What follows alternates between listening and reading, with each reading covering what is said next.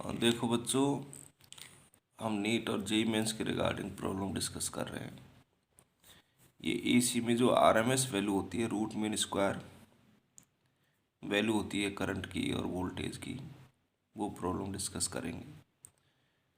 तो हमने यहाँ पे 3 क्वेश्चन लिखे हुए हैं करंट की आरएमएस वैल्यू निकालने के लिए। पहला क्वेश्चन देखिए, find I RMS value of current. Current दे रखी है I is equal to I naught sine omega t. Sinusoidal current है। साइनोसोइडल करंट को हम एसी चैप्टर में एनसीईआरटी में पढ़ते हैं। वैसे तो एसी करंट और भी हो सकती हैं क्वेश्चन की फॉर्म में तो, बट जो चैप्टर में हम पढ़ते हैं वो साइनोसोइडल करंट पढ़ते हैं। तो आईआरएमएस होता क्या है, करंट का पहले स्क्वायर करो, फिर उसका मीन करो, फिर अंडर रूट ले लो। तो इसको बोलते हैं आई आर एम एस। तो आर का मतलब रूट, एम का मतलब मीन और एस का मतलब स्क्वायर। तो तीनों चीज़ इसमें दिखाई दे रही हैं, रूट मीन स्क्वायर वैल्यू। तो पहले हमने स्क्वायर किया, फिर मीन किया, फिर बाद में अंडर रूट ले लिया लास्ट में। तो पहले स्क्वायर करेंगे करंट का आई का, तो इसका स्क्वायर करेंगे हम, तो I naught square sine square omega t बन जाएगा। आई की जगह पे वैल्यू पुट कर दी मैंने ये, तो आई स्क्वायर किया तो क्या बन गया, I naught square sine square omega t. फिर ऊपर बार लगा हुआ है, बार का मतलब मीन, ये बार का मतलब क्या होता है, पूरा मीन होता है।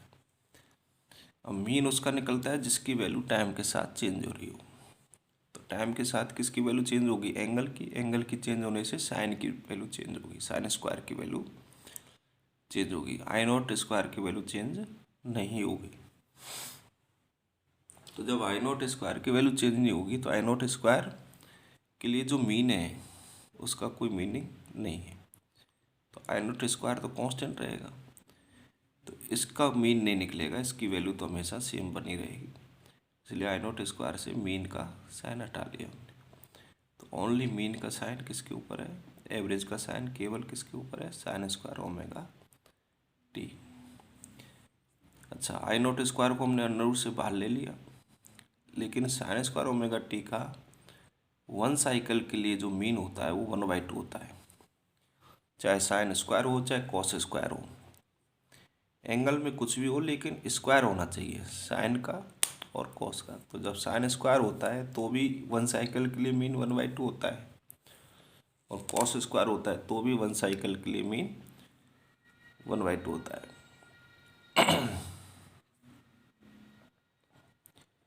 ठीक है बच्चों, तो यहाँ पे हम 1 साइकिल के लिए निकाल रहे हैं ना, तो ये 1/2 हो गया। ये याद रखना है आपको, साइन स्क्वायर ओमेगा टी का मीन फॉर 1 साइकिल कितना, 1/2, और कॉस स्क्वायर ओमेगा टी का भी मीन 1 साइकिल के लिए कितना, 1/2। तो साइन स्क्वायर ओमेगा टी का मीन 1 साइकिल के लिए 1/2, तो फिर क्या नीचे रह गया √2। तो ये आईआरएमएस की वैल्यू आ गई इस गिवन करंट के लिए, कितनी आई, आई नॉट बाई √2। अब another question, find I RMS value of current I is equal to A sine omega T plus B cos omega T. Solution में वही, पहले स्क्वायर किया, फिर मीन किया, फिर अंडर रूट। स्क्वायर करेंगे तो इसका स्क्वायर हो जाएगा, होल स्क्वायर। होल स्क्वायर को खोलेंगे तो a square sine square omega T plus 2ab sine omega t cos omega T plus b square cos square omega t. फिर बार लगाएंगे, बार उसमें लगाएंगे, मीन का साइन उसमें लगाएंगे जिसकी वैल्यू टाइम के साथ चेंज हो रही है। तो टाइम के साथ किसकी वैल्यू चेंज होगी, साइन स्क्वायर ओमेगा टी की, इसलिए इसके लिए मीन लगाएंगे, बार का साइन लगाएंगे, साइन ओमेगा टी के ऊपर लगाएंगे, कॉस ओमेगा टी के ऊपर लगाएंगे, और कॉस स्क्वायर ओमेगा टी के ऊपर। कांस्टेंट के ऊपर बार नहीं लगाएंगे। ठीक है बच्चों। ऊपर लास्ट में अंडर रूट है। अब साइन स्क्वायर ओमेगा टी हो चाहे कॉस स्क्वायर ओमेगा टी हो, इनकी बार की वैल्यू 1/2 होती है। लेकिन जब स्क्वायर नहीं होता है ना, तो बार की वैल्यू जीरो होती है। जैसे साइन ओमेगा टी का बार जीरो होता है, वैसे कॉस ओमेगा टी का बार जीरो होता है। तो बिना स्क्वायर किए बार लगाते हैं तो वैल्यू वन साइकिल के लिए जीरो होती है, और स्क्वायर करके बार होता है, मीन होता है, बार कह दो मीन कह दो, तो वैल्यू दोनों के लिए 1/2 होती है। तो ये जीरो वैल्यू हो गई, ये भी जीरो वैल्यू हो गई, ये 1/2, ये 1/2। तो ये तो जीरो बन जाएगा, जीरो से मल्टीप्लाई होके 2 एलसीएम आ जाएगा। तो ये IRMS की वैल्यू आ गई। ये क्या चीज़ है?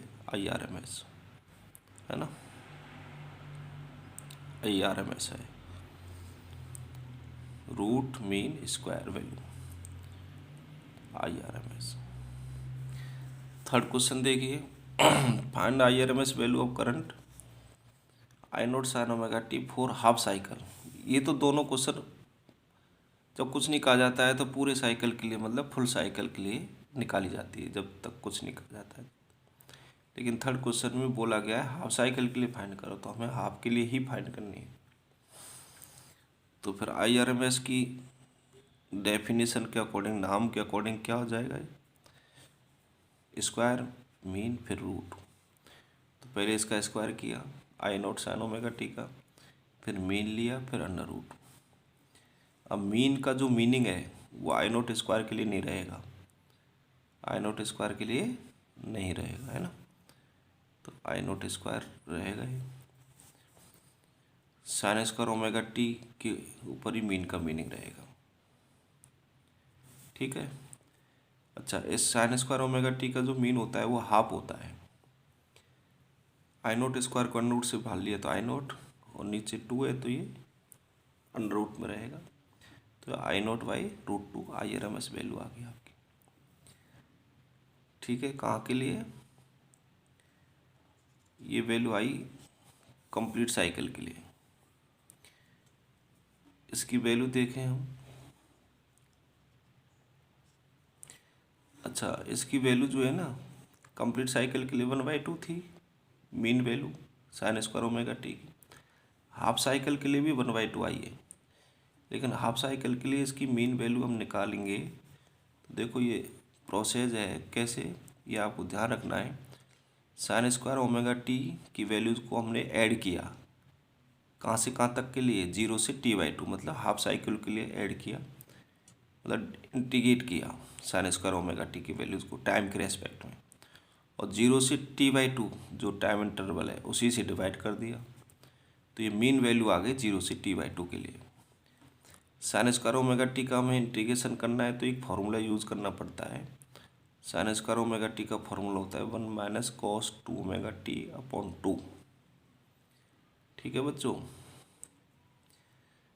तो अब 2 को बाहर ले लिया, 1 का इंटीग्रेशन टी हो जाएगा टी के रेस्पेक्ट में, cos 2 ओमेगा टी का sine 2 omega T upon 2 omega, 1 का इंटीग्रेशन टी हो जाएगा, टी की लिमिट पुट करेंगे T/2, और एक ये वाला 2 था तो 2 से 2 कट, तो क्या रह गया? नीचे कैपिटल टी रह गया, लिमिट पुट करिए ऊपर 0 से कैपिटल T/2।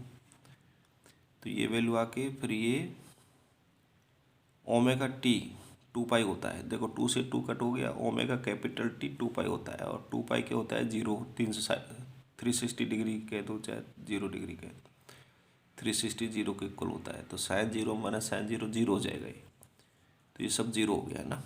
तो T/2 अपॉन टी से टी कट, तो ये 1/2 आ गया। तो हाफ साइकिल के लिए भी साइन स्क्वायर ओमेगा टी की एवरेज वैल्यू 1/2 होती है। तो 1/2 मैंने इसकी वैल्यू पुट कर दी हाफ साइकिल के लिए, ये निकल के आई है ना 1/2। तो ये आपको ध्यान रखनी है, साइन स्क्वायर ओमेगा टी या कॉस स्क्वायर ओमेगा टी की वैल्यू हाफ साइकिल के लिए भी कितनी होती है? 1/2। तो 1/2 पुट कर दिया मैंने, I नोट बाई रूट 2 आ गया। ऐसे इंटीग्रेशन मेथड से निकाली जाती है वैसे एवरेज वैल्यू, लेकिन आप क्वेश्चंस को करने के लिए इनको याद भी रख सकते हैं।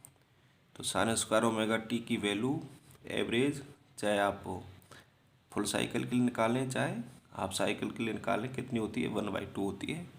उसको मैंने पुट करके I naught by root 2 IRMS value आ गई आपकी। ठीक है।